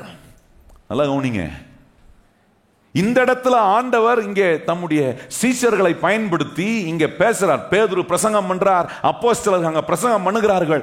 அந்த பிரசங்கத்தை கேட்டபோது தங்களுடைய மனசாட்சியில குத்துண்டவர்களாய் அவர்கள் திரும்பி போகாமல் இந்த வசனம் இப்ப என்ன பண்ணுதுன்னா அவங்கள பார்த்து கேட்க வைக்குது. இப்போ இந்த வசனம் எங்களை குத்தி இருக்கிறது, நாங்க சரி செய்யணும்னு எங்களுக்கு தெரியுது, ஆகவே நாங்க என்ன செய்ய வேண்டும் என்று வந்து பேதுருவிடத்துல வந்து கேட்கிறார்கள். நல்ல கவனிங்கள், நான் சொல்றேன், நம்முடைய ஆண்டவர் நம்மோட பேசும்போது நம்மளை குத்துண்டவர்களா, மனசாட்சியில குத்தப்பட்டவர்களா, அப்படியே குற்ற உணர்வோட போனோன்னு பேசல. இந்த இடத்துல அவர்கள் கேட்டது போல இப்போ நாங்க என்ன செய்ய வேண்டும்? எத்தனை பேர் அப்படி கேட்கிறவங்க கையை உயர்த்தி சொல்லுங்க, ஆண்டவரே நீங்க எங்களோட பேசும்போதெல்லாம் நாங்க உம்மிடத்துல கேட்க வேண்டிய ஒன்னே ஒண்ணு, இப்போ நாங்க என்ன செய்யணும்? எத்தனை பேர் அப்படி கேட்கறீங்க? ஆண்டவரே இப்போ நான் என்ன செய்யணும்? வாயத்திறன் சொல்லுங்க, இப்போ நான் என்ன செய்ய வேண்டும் ஆண்டவரே என்று கேட்கறாங்க பாருங்க. அது கேட்டுட்டு நீங்க கவனிச்சு பாருங்க, 41ஆம் வசனத்துல வரும்போது அங்க சொல்றாரு, அவனுடைய வார்த்தையை சந்தோஷமாய் ஏற்றுக்கொண்டார்கள். ஞானஸ்தானம் பெற்றவர்கள் அன்றைய தினம் ஏறக்குறைய 3000 பேர் சேர்த்து கொள்ளப்பட்டார்கள். நல்லா கவனிச்சு பாருங்க, என்ன பண்ணாங்களாம்? அவர்கள் சந்தோஷப்பட்டார்களாம். சந்தோஷப்பட்டு மனம் திரும்பி, நீங்க 38ஆம் வசனத்தை வாசித்தீங்கன்னா பேதுருவை அவர்கள் நோக்கி, நீங்கள் மனம் திரும்பி ஒருவர் பாவம் மன்னிக்கப்பட்டது என்று இயேசுவின் நாமத்தினாலே ஞானஸ்தானம் பெற்றுக்கொள்ளுங்கள், அப்பொழுது பரிசுத்த ஆவியின் வார்த்தை பெறுவீர்கள். நல்லா நீங்க சொல்றாரு, மனம் திரும்புங்க. குற்றப்பட்டு அவன் கேட்கிறான், நான் என்ன செய்யணும்னு கேட்கிறான். ஆனா ஒரு கூட்டம் இயேசுநாதருக்கு முன்பாக குற்றப்படுத்த போது திரும்பி போனார்கள். நல்ல கவனிங்கள், அவங்க திரும்பி போனோம் என்பதற்காக இயேசுநாதர் சொல்லவில்லை. அவர்கள் நின்றிருந்தால் இந்த ஸ்திரீயை மன்னித்தது போல அவர்களையும் இயேசு மன்னிக்க அவர் வல்லவராய் இருந்திருப்பார். ஆனா அதுக்கு இடம் கொடுக்கல. நல்ல கவனிங்கள், இன்னைக்கு நிறைய நேரம் கர்த்தர் நமக்குள்ள செய்ய விரும்புகிற காரியத்துக்கு நம்ம இடம் கொடுக்காம போகும்போது நிறைய நன்மைகள் இதுல சொல்லியிருக்கு பாருங்க. இந்த கூட்டம் 3000 பேர் ரட்சிக்கப்பட்டாங்க பாருங்க. இந்த 3000 பேரை என்ன இடம் கொடுத்தாங்கன்னா, தேவனுடைய வார்த்தை அவங்களுக்குள்ள பேசின பிரசங்கிக்கப்பட்ட வார்த்தை அவர்களுக்குள்ள வேலை செய்ய இடம் கொடுத்ததினால அந்த வார்த்தை அவங்கள துக்கமாக்கிச்சா? இங்க வேதம் சொல்லுகிறது, அந்த வார்த்தை என்ன பண்ணுச்சான்? அவருடைய வார்த்தைகளை, அவனுடைய வார்த்தையை சந்தோஷமா ஏற்றுக்கொண்டான். நல்ல சொல்லுங்க, கையை உயர்த்தி, கர்த்தருடைய வார்த்தையை ஏற்றுக்கொள்ளும் போதெல்லாம் எனக்கு என்ன வரும்? சந்தோஷம் வரும். அதை புரிஞ்சுக்கிற மாதிரி சொல்லணும்னா, ரட்சிக்கப்பட்ட போது உங்களுக்கு எப்படி இருந்துச்சு? சிலர் இப்ப யோசிங்க, ஏன் தான் ரட்சிக்கப்பட்டானோ? எத்தனை பேர் ரட்சிக்கப்படும் எப்படி இருந்துச்சு? ஒரு பெரிய சந்தோஷம் உள்ளத்தை நிரப்பிச்சா? எத்தனை பேர் அப்படி நிரப்பிச்சு? என்ன, அதை தான் தாவீது சொல்றார், ஆண்டவரே நீர் எனக்கு கொடுத்த இந்த ரட்சிப்பின் சந்தோஷத்தை என்னை விட்டு எடுத்து போடாதீங்க. எத்தனை பேர் அப்படி ஜெபம் பண்ண விரும்புறீங்க? கையை உயர்த்தி சொல்லுங்க, ஆண்டவரே நீர் எனக்கு கொடுத்த அந்த ரட்சிப்பின் சந்தோஷத்தை என்னை விட்டு எடுத்து போடாதீங்க. பாருங்க, சில நேரம் நிறைய திக் கிளவுட்ஸ் இருக்கும் பார்த்தீங்களா ஆகாயத்தில். என்ன, நிறைய இந்த மேகமூட்டம் பாருங்க, ரொம்ப திக்கா இருக்கும். சில நேரத்தில் இந்த திக்கா இருக்கிற மேகமூட்டத்தை கவனிச்சீங்கன்னா அது என்ன செய்யும்னா, சூரியனுடைய பிரகாசத்தை அது தடுக்கும். பார்த்துருக்கீங்களா நீங்க? சில நேரம் திடீர்னு இருண்டுருது பாருங்க, 12 மணி வெயில் அடிக்கும், ஆனா திடீர்னு இருண்டுருது. காரணம் என்னன்னா, கிளவுட்ஸ் வந்து, அந்த மேகம் வந்து அந்த சூரியனையே மறைக்கக்கூடிய விதத்துல அந்த கிளவுட் மூடிடுது. ஆனா திடீர்னு ஒரு காத்து அடிச்சு அந்த மேகம்லாம் அப்படியே கலைந்து போகும்போது எந்த வெளிச்சத்தை அது மூடினதோ அந்த வெளிச்சம் மறுபடியும் பிரகாசமா இருக்கு பாருங்க. அதுதான் இங்க சொல்றாரு, பாவம், அசுத்தங்கள், என்னென்ன காரியம்லாம் நம்முடைய வாழ்க்கையை வந்து மூடினதோ, ஒரு வார்த்தை, தேவனுடைய வார்த்தை எனக்கு நேரம் வரும்னா, நான் சொல்றேன், எந்த பிரச்சனையில் இருந்தோம் என்னை சந்தோஷமாக்குகிற கர்த்தருடைய வார்த்தை என்னை பலப்படுத்தும். எத்தனை பேர் விசுவாசிக்கிறோம்? கையை உயர்த்தி சொல்லுங்க. ஆண்டவரே, என் வாழ்க்கை இருண்டு போன ஒரு நேரத்தில் வந்தா கூட அந்த தேவனுடைய ஒரு வார்த்தை எப்படி அந்த மேகங்களை கலைந்து போக பண்ணுச்சோ, அது போல கர்த்தருடைய வார்த்தை எல்லா தடைகளையும் விலக்கி என் மேல் பிரகாசிப்பிக்கிற ஒரு தேவன் இருக்கிறார், என்னை சந்தோஷிப்பிக்க ஒரு தேவன் இருக்கிறார் என்பதை எனக்கு காட்டுதே. இதை தான் நம்ம அனுபவிக்கிறோம். இந்த இடத்துல வரும்போது நிறைய கேள்வியோட வரலாம், நிறைய குழப்பத்தோட வரலாம். ஆனால் அந்த ஜெபத்தில் உட்காரும் போது கவலையெல்லாம் மறந்து கர்த்தரை விடுதலையோட ஆராதிக்கிறேன், உயர்த்துறேன், இந்த ஜெபத்தில் தேவனோட கனெக்ட் ஆகிறேனே. காரணம்னா, வெளியே இருந்து உள்ள வரும்போது நிறைய மேகம் மூடி இருக்கு, பிரச்சனை, கவலை, தேவைகள், இதெல்லாம் வந்து மூடி இருக்கு. ஆனா இங்க வந்து உட்காரும் போது அதை ஒன்னொன்னா கிளியர் பண்றார், ஒன்னொன்னா அகற்றி போடுறார், ஒரு நம்பிக்கையை கொடுக்கிறார். இல்ல, நாளைக்கு கர்த்தர் அற்புதம் செய்ய வல்லவராய் இருக்கிறார். எத்தனை பேர் விசுவாசிக்கிறோம்? கையை உயர்த்தி சொல்லுங்க. நாளைக்கு கர்த்தர் அற்புதம் செய்ய வல்லவராய். இன்னைக்கு நம்மளை ஆண்டவர் ஆலயத்துக்குள்ள கொண்டு வந்து சுத்தம் பண்றாரு, அந்த மேகமூட்டத்தெல்லாம் கலைக்கிறாரு, கலைத்து ஒன்று பண்றாரு. என்னன்னா, என் பிள்ளைய நான் சந்தோஷப்படுத்த என்ன செய்யணுமோ அதை அவர் செய்ய வல்லவராக. எத்தனை பேர் விசுவாசிக்கிறீங்க? உங்களை கர்த்தர் சந்தோஷிப்பிக்க அவர் தம்முடைய வார்த்தையினால எதெல்லாம் உங்க வாழ்க்கையை விட்டு அகற்றணுமோ, சுத்தம் பண்ணணுமோ, கர்த்தர் சுத்தம் செய்ய வல்லவராக இருக்கிறார். கையை உயர்த்தி சொல்லுங்க, ஆண்டவரே, என் வாழ்க்கையில் எதெல்லாம், எந்த சந்தோஷம் இல்லாமல் இருக்கிற நிலை, சமாதானம் இல்லாமல் இருக்கிற நிலை, பலவீனமான நிலை, தடைகள், ஆண்டவரே, கஷ்டங்கள், இதெல்லாவற்றையும் மாற்ற உம்முடைய ஒரு வார்த்தை என்னை சந்தோஷமாக்குது. ஆண்டவரே, எத்தனை பேர் சொல்றீங்க, ஆண்டவரே, உம்முடைய வார்த்தைகள் என்ன பண்ணுது? சந்தோஷமாக்குது. அதனுடைய விளைவு பாருங்க. அங்க சொல்றாங்க 47ஆம் வசனம், அங்க பேதுரு பேசின வார்த்தையை கேட்டு அவங்க சந்தோஷப்பட்டாங்க. 47ஆம் வசனம் வாசிப்போமா? தேவனை துதித்து ஜனங்கள் எல்லாரிடத்திலும் தயவு பெற்றிருந்தார்கள், ரட்சிக்கப்படுகிறவர்களை கர்த்தர் அனுதினமும் சபையில் கொண்டு வந்து சேர்த்தார். நல்ல கவனிங்க, தேவனை துதிக்கிறாங்க, சந்தோஷம் வந்துருச்சு, கர்த்தரை துதிக்கிறாங்க. அந்த துதி, அந்த சந்தோஷம், அந்த அனுபவம் வாழ்க்கையில குறையாதபடிக்கு எங்க கொண்டு வந்து விட்டா இந்த தேவனுடைய வார்த்தை கேட்குமோ அங்க கொண்டு வந்து கர்த்தர் நம்மளை ஆலயத்தில் சேர்க்கிறார். அதுதான் பாருங்க, இந்த ஆலயத்துக்குள்ள வரும்போதெல்லாம் ரொம்ப ஒண்ணுக்கு அதிகமான முக்கியத்துவம் கொடுக்கணும். அது என்னன்னா, கர்த்தர் நம்மளை சந்தோஷமாக்குற அவருடைய வசனத்துக்கு. கையை உயர்த்தி சொல்லுங்க, கர்த்தர் என்னை சந்தோஷமாக்குற அவருடைய வசனத்துக்கு நான் என்ன பண்றேன்? அதிக முக்கியத்துவம் கொடுக்கிறேன். இன்னொரு சவால் பாருங்க, இந்த வார்த்தை உங்களை சந்தோஷப்படுத்தணும்னா இந்த வார்த்தைக்கு எதிராக தான் நிறைய சவால் வரும். பக்கத்துல பார்த்து சொல்லுங்க, இந்த வார்த்தை உங்களை சந்தோஷமாக்கணும்னா இந்த வார்த்தைக்கு எதிராக தான் நிறைய என்ன வரும்? சவால்கள் வரும். ஆனா எவ்வளவு சவால் வந்தாலும் அந்த சவாலெல்லாம் தாண்டி என்னை சந்தோஷப்படுத்துகிற கர்த்தருடைய வார்த்தையினுடைய வல்லமை எனக்குள்ள வேலை செய்யும். இப்படிப்பட்ட விதத்துல உங்க வாயில, உங்க வாழ்க்கைக்குள்ள இந்த வார்த்தை இப்படி சந்தோஷத்தை உண்டாக்கணும். நான் சொல்றேன், நீங்க பேசுற ஒவ்வொரு வார்த்தைக்காக இயேசு நான் சொல்லி வேண்டுதல் செய்கிறார் பாருங்க. அவர் சொல்றார், இவர்கள் சொல்ற வார்த்தைகளை விசுவாசிக்கிறவர்களுக்காக நான் என்ன செய்கிறேன்? வேண்டுதல் செய்கிறேன். அப்படின்னா உங்களுக்காக வேண்டுதல் செய்கிறார், கேட்க போற, நீங்க பேசுறதை கேட்க போறவங்களுக்காகவும் ஆண்டவர் இடைவிடாம வேண்டுதல் செய்து கொண்டிருக்கிறார். உங்களோட அவர் பார்ட்டிசிபேட் பண்ணிக்கிட்டே இருக்க. இந்த வார்த்தை என்ன செய்தனா, தேவனை உங்களோட பங்குள்ளவர்களாய், பங்கு பெறக்கூடிய ஒரு நிலையில கர்த்தர் வச்சிருக்கிறார். எத்தனை பேர் அதை நினைச்சு சந்தோஷப்படுறீங்க? எங்க போனாலும் என்னோட என் தேவன் பங்கு பெறுகிறார். கையை வைத்து சொல்லுங்க, என்னோட என் தேவன் என்ன பண்ணுகிறாரு? பங்கு பெறாரு. இந்த வார்த்தை கேட்க வைக்கிறாரு பாருங்க. சில நேரம் நமக்கு தொடர்பே இல்லாம இருக்கும், எங்கேயாவது போவோம், ஏதாவது வசனம் நம்ம கண்ணுக்கு தெரியும் பாருங்க. காரணம் என்ன காட்டுறாரு? நீ எங்க போனாலும் என் வார்த்தையினால உன்னோட நான் பார்ட்டிசிபேட் பண்ணிக்கிட்டே இருக்கிறேன். கையை உயர்த்தி சொல்லுங்க, கர்த்தர் எங்க போனாலும் அவருடைய வார்த்தையினால என்னோட என்ன பண்றாரு? பார்ட்டிசிபேட் பண்றாரு பாருங்க. சில நேரம் நான் பார்ட்டிசிபேட் பண்றது இல்லை இந்த வார்த்தையோட, ஆனா கர்த்தர் அப்படிப்பட்ட நேரத்தில் கூறோம், எங்க போனாலும், எங்கேயாவது போகிற இடத்துல திடீர்னு ஒரு சிக்னல் நிற்க வைப்பார். நிற்க வச்சா அவங்களுக்கு முன்னாடி சொல்லுவார், என்ன வசனம் வரும்? நான் உன்னை விட்டு விலகுவதும் இல்லை உன்னை. இந்த மாதிரி வசனம்லாம் வந்து நீங்கள் கார்லாம் ஓட்டுவாங்க பாருங்கள், அவங்க நல்ல வசனம் தான் ஓட்டுவாங்க. அதனால் வந்து அதில் ஒன்றும் பயப்படாதீங்க. பயப்படாதே நான் உன்னோட இருக்கிறேன்னு ஒரு வசனம், உடனே நமக்கு என்ன வரும்? ஒரு கனெக்ஷன், ஒரு சந்தோஷம் வருது பாருங்க. இதெல்லாம் தான் ஆண்டவர் சவால் வரும்போது என்ன செய்யறாரு அப்படின்றத நம்ம கொஞ்சம் கவனிக்கணும் பாருங்க. அப்போஸ்தலர் நடவடிக்கைகள் 4ஆம் அதிகாரத்தில் சவால் வரும்போது என்ன செய்யணும், இந்த சவால் உள்ள ஒரு சூழ்நிலை வரும்போது என்ன செய்ய வேண்டும் அப்படின்றது தான் ரொம்ப முக்கியமான ஒரு காரியம் பாருங்க. இந்த சவாலின் நடுவே கர்த்தர் நம்மோட அவர் பேசிக்கொண்டு தான் இருக்கிறார். ஒரு நாள் அவர் பேசுறதுக்கு நிறுத்தவே மாட்டார். கையை உயர்த்தி சொல்லுங்க, என் ஆண்டவர் என்னோட பேசுறத நிறுத்தவே மாட்டார், கோச்சிக்கலாம் மாட்டார். சொல்லுங்க. உங்க கூட இருக்கிறவங்க சில கோச்சிப்பாங்க பார்த்தீங்களா, உங்கள்கிட்ட பேச மாட்டேன். அந்த காலத்தில்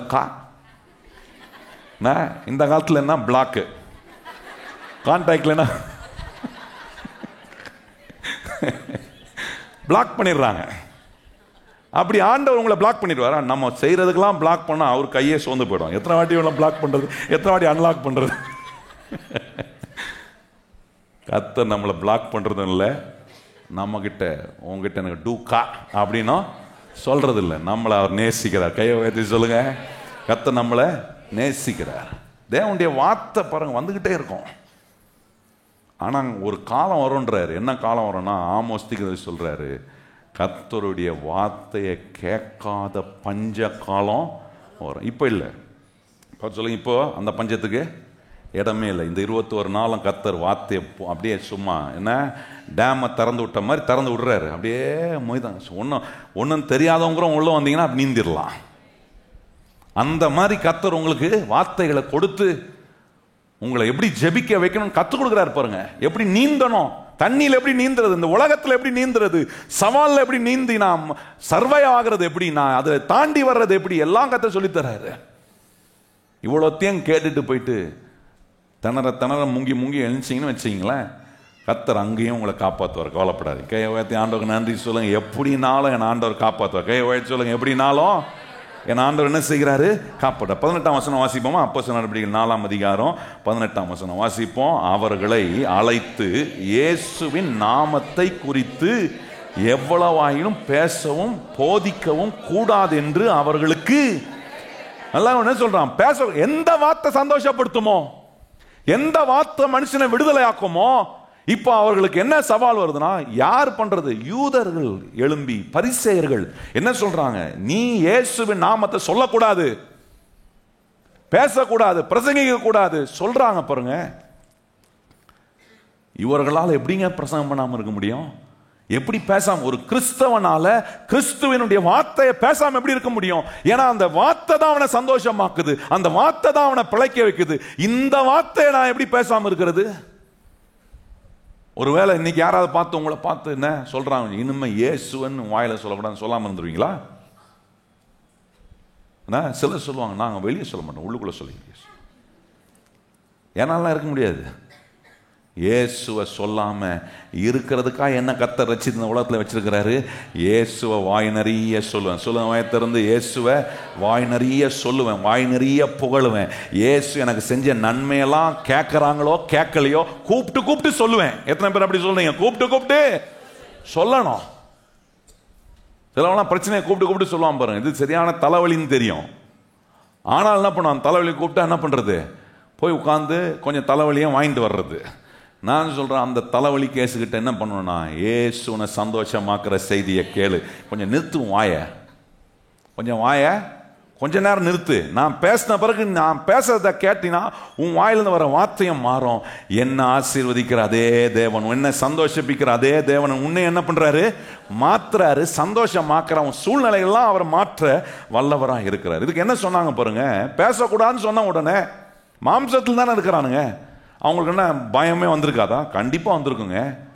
ஆனா அந்த பயம் வந்த போது, பேசக்கூடாது இப்படி ஒரு சேலஞ்சான ஒரு சிச்சுவேஷன் வரும்போது, இப்படிப்பட்ட எதிர்ப்புகள் நேரத்தில் கிறிஸ்தவ மக்கள் நம்ம என்ன செய்ய தெரியணும் அப்படின்றது, என்ன செய்யணும்ன்றத நம்ம தெரிஞ்சு வச்சிருக்கணும். பாருங்க 20ஆம் வசனம் பாருங்க, அங்க சொல்லியிருக்கு. 20ஆம் வசனம், அப்போஸ்தலர் 20ஆம் வசனம், நாங்கள் கண்டவைகளையும் கேட்டவைகளையும் பேசாமல் இருக்க கூடாதே என்றார்கள். நாங்கள் கண்டதையும் கேட்டதையும். எத்தனை பேர் பார்த்துருக்கீங்க? இயேசு உங்களுக்கு அற்புதம் செஞ்சு பார்த்துருக்கீங்களா? உங்க சரீரத்தில் உணர்ந்திருக்கீங்களா? அதான் பார்க்கறது. எத்தனை பலவீனமான சூழ்நிலையில் இருந்திருக்கிறோம். ஆனா அந்த பலவீனமான படுக்கையெல்லாம் மாற்றி இன்னைக்கு தேவ சமூகத்தில் கொண்டு வந்து நிறுத்தி வச்சிருக்கிறாரே. பார்த்திருக்கிறேனே, கேட்டிருக்கிறேனே. எனக்கு ஆண்டவர் செஞ்சதை நான் பார்த்திருக்கிறேன். அநேகருக்கு ஆண்டவர் செஞ்சிருக்கிறத கேட்டிருக்கிறேன். இந்த அப்போஸ்தலர் சொல்றாங்க, சீஷர்கள் சொல்றாங்க, எப்படி நாங்க பேசாம இருக்கிறது? அப்படி சொன்னாலும் உள்ளுக்குள்ள ஒரு கலக்கம் இருக்கு பாருங்க. 29ஆம் வசனம் பாருங்க. அவர்களுக்குள்ள ஒரு கலக்கம் இருக்கு. ஆனாலும் கலக்கம் இருக்கும்போது, அந்த கலக்கம் வரும்போது, சவாலின் நடுவே கலக்கங்கள் வரும்போது என்ன செய்யணும்ன்றது தான் ரொம்ப முக்கியமானது. வாசிப்போமா? இப்பொழுதும் கர்த்தாவே அவர்கள் பயம்புறுத்தல்களை தேவரீர் கவனித்து உம்முடைய பரிசுத்த பிள்ளைகளாகிய இயேசுவின் நாமத்திலே அடையாளங்களையும் அற்புதங்களையும் நடக்கும்படி செய்து பிணியாளிகளை குணமாக்கும்படி உம்முடைய கரத்தை நீட்டி உம்முடைய ஊழியக்காரர் உம்முடைய வசனத்தை முழு தைரியத்தோடு சொல்லும்படி அவர்களுக்கு, நல்ல உம்முடைய ஊழியக்காரர்கள் முழு தைரியத்தோடு உம்முடைய வசனத்தை சொல்லும்படி. ஊழியக்காரனோட வெறும் என்ன மட்டும் முழு நேரம் ஊழியத்தில் இருக்கிற என்ன மட்டும் நினச்சக்கூடாது. நம்ம எல்லாரையும் புதிய ஏற்பாட்டில் கர்த்தர் அவருடைய பிள்ளைகளாய் அவருக்கான வேலை ஆட்களாக கர்த்தர் நம்மளை வச்சுக்கிறார். கையை வைத்து சொல்லுங்க, நம்மெல்லாம் யாரு? கிறிஸ்துவுக்கான வேலை ஆட்கள். கையை வைத்து சொல்லுங்க, நம்ம எல்லாரும் யாருக்கான வேலை ஆட்கள்? கிறிஸ்துவுக்கான வேலை ஆட்கள். சொல்றாரு, இந்த வசனத்தை அவர்கள் தைரியமாய் பேசும்படி. பயம் இல்லாம இல்ல, பயம் இருந்துச்சு, பயம் முறுத்தக்கூடிய சூழ்நிலைகள் எல்லாம். பேசக்கூடாதுன்னு சொன்னா எப்படி தைரியமா பேசுறது? ஒரு கலக்கம் இருந்துச்சு. ஆனா அங்க அற்புதங்கள் அடையாளங்களை நடத்தி ஆண்டவர் சொல்றாரு, அங்க சொல்றாங்க, உம்முடைய வார்த்தையை தைரியமாய் பேச. தைரியமா கர்த்தருடைய வார்த்தையை பேசுனதுக்கு காரணம் என்ன தெரியுமா? 31ஆம் வசனத்துல பதில் இருக்கு பாருங்க. அவங்க பயப்படுகிற நேரம் எல்லாம் அவர்கள் ஜெபம் பண்ணினார்கள். கையை வைத்து சொல்லுங்க, நமக்கு சவால்கள் வரும்போதெல்லாம் நம்ம என்ன செய்யணும்? ஜெபம் பண்ணணும். கையை வைத்து சொல்லுங்க, நம்ம என்ன செய்யணும்? ஜெபம் பண்ணணும். கர்த்தர் ஜெபத்தில் பெரிய அற்புதத்தை செய்யவர் வல்லவர். பயப்படுறவங்களுக்கு ஜெபம் பண்ணாங்களாம் பாருங்க. 31ஆம் வசனம், அவர்கள் ஜெபம் பண்ணின போது அவர்கள் கூடி இருந்த இடம் அசைந்தது. அவர்கள் எல்லாரும் பரிசுத்த ஆவியினால நிரப்பப்பட்டு தேவ வசனத்தை, நல்லா கவனிங்கள், அந்த இடத்துல ஒரு இம்பாக்ட் உண்டாக்குற. ஜெபம் பண்ணும்போது அந்த ஒரு இம்பாக்ட் சும்மா வராது. பயம், கலக்கங்கள், திகில், நமக்கு சவால்கள் வரும்போது கர்த்தர் நம்ம கையில் ஒரு அற்புதமான ஒரு அனுபவத்தை கொடுத்துருக்காரு. என்ன அனுபவம்னா? ஜெபிக்கிற அனுபவம். கையை வைத்து சொல்லுங்க, என்ன அனுபவம்? ஜெபிக்கிற அனுபவம். ஜெபம் பண்ணா நான் கூடி இருக்கிற இடம், என் சூழ்நிலையை கர்த்தர் அசைப்பார். கையை வைத்து சொல்லுங்க, என் சூழ்நிலையை, என் பிரச்சனையை, என் தேவையை அற்புதம் செய்து எனக்கு நடக்க வேண்டிய அதிசயங்களை நடப்பித்து காட்ட ஒரு அசைவை கர்த்தர் உண்டாக்குறார். உண்டாக்கும் போது இப்ப மறுபடியும் தைரியமா பேச ஆரம்பிக்க முடியும். அது ஒருத்தர் இருந்தாலும் சரி, 10 பேர் இருந்தாலும் சரி, 100 பேர் இருந்தாலும் சரி, 1000 பேர் இருந்தாலும் சரி, 10,000 பேர் இருந்தாலும் சரி, 1,00,000 பேர் இருந்தாலும் சரி, கர்த்தருடைய வார்த்தையை அவர்கள் தைரியமாய் பிரசங்கித்தார். கையை வச்சு சொல்ல, நம்ம எப்படி செய்யணும்? கர்த்தருடைய வார்த்தையை தைரியமா பிரசங்கம் பண்ணணும். பயப்படவே கூடாது.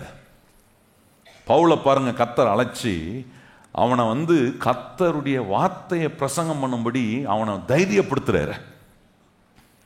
பாருங்க, பவுல் போய் ஆண்டவருடைய நாமத்தை சொல்லி இயேசுவை பற்றி சொல்றதுனால அவனை தூக்கி சிறைச்சாலைக்குள்ளே போடுறாங்க. முதல் முறை சிறைச்சாலைக்குள்ளே போடும்போது அவனை சிறைச்சாலைக்குள்ளே போட்டுட்டு அவனை காவல் காக்கும்படி ஒரு ரோமர் சோல்ஜரை வைக்கிறாங்க. நம்ம ஊர் கணக்குப்படி 8 மணி நேரத்துக்கு ஒரு சோல்ஜர் மாறணும்னு வச்சுங்க. நான் நம்புறேன், பவுலை பேசக்கூடாதுன்னு சொன்னால் பேசாமல் இருந்திருப்பாரா? எவ்வளோ ஞானம், எவ்வளோ வசனம், எவ்வளோ தேவனுடைய வார்த்தையை நிரப்பின ஒரு மனுஷன். நான் நம்புறேன் 8 மணி நேரம் டியூட்டி பார்க்க ஒருத்தன் நின்றுப்பான் பாருங்க. 8 மணி நேரம் இடைவிடாம கர்த்தரை பத்தி அவனுக்கு சொல்லிக்கிட்டே இருந்திருப்பான். அடுத்த ஆள் வரும்போது அடுத்த ஆளுக்கு திருப்பி ஆரம்பிப்பான். ஒருவேளை போனவனே திருப்பியும் டியூட்டிக்கு வந்தானா, இப்படி 2 முறை வந்தான் வச்சுங்க, அவன் ரட்சிக்கப்பட்டு இயேசுவுக்கு ஒரு பெரிய சீஷனாக மாற்றக்கூடிய அளவுக்கு பேசியிருப்பாங்க. அதனாலதான் என்ன பண்ணாங்களாம், இவங்கெல்லாம் சேர்ந்து அப்போஸ்தலர்கள்லாம் பிரசங்கம் பண்ணக்கூடாதுன்னு வெளியே விட்டாதானே நீ பிரசங்கம் பண்ற, ஜெயிலுக்குள்ள தூக்கி போடுறேன்னு ஜெயிலில் தூக்கி போட்டாங்க. ஜெயிலுக்குள்ள தூக்கி போட்டாலும் அங்கேயும் கர்த்தருடைய வார்த்தை அவர்கள் பிரசங்கம் பண்ணினார்கள் என்று வேதம் சொல்லுகிறது. அப்படிப்பட்ட மாற்றங்கள் அற்புதமான மாற்றங்களை கர்த்தர் உண்டாக்கணும். அப்போஸ்தலர் நடபடி 5ஆம் அதிகாரம் 17ஆம் வசனத்திலிருந்து 28ஆம் வசனம் வரைக்கும் வாசித்தீங்கன்னா இதெல்லாம் நீங்கள் கவனிக்கலாங்க. எப்படிப்பட்ட அதில் ஒரு வார்த்தையை மாத்திரம் சொல்கிறேன் பாருங்க. அதில் ஜீவ வார்த்தைகளை அவங்க பேசினாங்களாம். அதில் ஒரு வார்த்தை வரும் பாருங்க, 19ஆம் வசனமா 20ஆம் வசனம் வாசிப்போம் எல்லாரும் நம்ம இணைந்து. நீங்கள் போய் தேவாலயத்தில் நின்று இந்த ஜீவ வார்த்தைகளை எல்லாவற்றையும் ஜனங்களுக்கு சொல்லுங்கள் என்றான். இந்த ஜீவ வார்த்தை, லைஃப் கிவிங் வேர்ட், இந்த தேவனுடைய வார்த்தையில் எனக்கு ஜீவன் இருக்கு, இந்த ஜீவ வார்த்தையை பிரசங்கித்தாங்களாம்.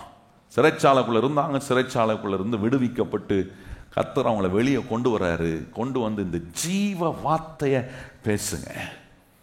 நான் சொல்றேன், இந்த தேவனுடைய வார்த்தையை பேசுவீங்கன்னா எந்த சிறைச்சாலையிலும் கர்த்தர் உங்களை வெளியே கொண்டு வர அவர் வல்லவராய். கையை உயர்த்தி சொல்லுங்க, இந்த ஜீவ வார்த்தையை பேசினா நீங்க வாசித்து பாருங்க. அவங்களை சிறைச்சாலைக்குள்ள இருந்து தேவதூதன் வெளியே கொண்டு வரான். சிறைச்சாலைக்குள்ள இருந்து வெளியே கொண்டு வரான். ஏன்? அவங்க கிட்ட ஜீவ வார்த்தை இருக்கு. கையை உயர்த்தி சொல்லுங்க, என்கிட்ட என்ன இருக்கு? ஜீவ வார்த்தை. நல்லா கையை உயர்த்தி சொல்லணும், ஆண்டவரே நீர் என்கிட்ட ஜீவ வார்த்தையை கொடுத்திருக்கிறீர், அதனால பிசாசு எத்தனை சவால் கொண்டு வந்தாலும் அத்தனை சவால் என்ன கர்த்தர் வெளியே கொண்டு வருவார். எத்தனை பேர் விசுவாசிக்கிறவங்க கையை உயர்த்தி சொல்லுங்க, ஆண்டவரே என்கிட்ட ஜீவ வார்த்தையை கொடுத்திருக்கிறதுனால எத்தனை சவாலுக்குள்ள நான் போனாலும் என்ன வெளியே கொண்டு. எத்தனை பேர் விசுவாசிக்கிறீங்க? இன்னைக்கு ஒருவேளை சவால் நிறைந்த சூழ்நிலை இன்னைக்கு வந்திருக்கலாம்.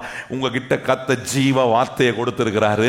அந்த சவால்ல இருந்து உங்களை வெளியே கொண்டு வர, அந்த பிரச்சனையில இருந்து கர்த்தர் உங்களை வெளியே கொண்டு வர முடியும். எத்தனை பேர் விசுவாசிக்கிறவங்க உங்க வலது கரத்தை உயர்த்தி என்னோட சேர்ந்து சொல்லுங்க, ஆண்டவரே இன்னைக்கு நான் போய் கொண்டிருக்கிற பிரச்சனை இல்லை, ஆண்டவரே அது நடுவே எனக்குள்ள உங்களுடைய ஜீவ வார்த்தையை வச்சிருக்கீங்க. நல்லா கையை உயர்த்தி வாயத்தன்னு சொல்லுங்க, ஆண்டவரே எனக்குள்ள என்ன வச்சிருக்கிறீர்? ஜீவ வார்த்தையை வச்சிருக்கிறீர்.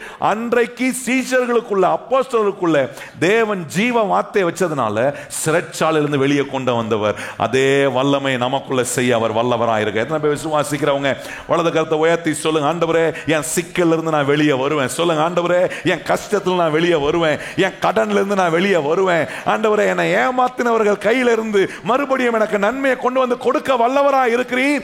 ஏன்? நான் ஜீவ வசனத்தை எனக்குள்ள கர்த்தர் வச்சிருக்கிறார். இது எல்லா வேலையும் செய்யும். அற்புதமான நன்மையான சகல நல்வேலையும் செய்யும்.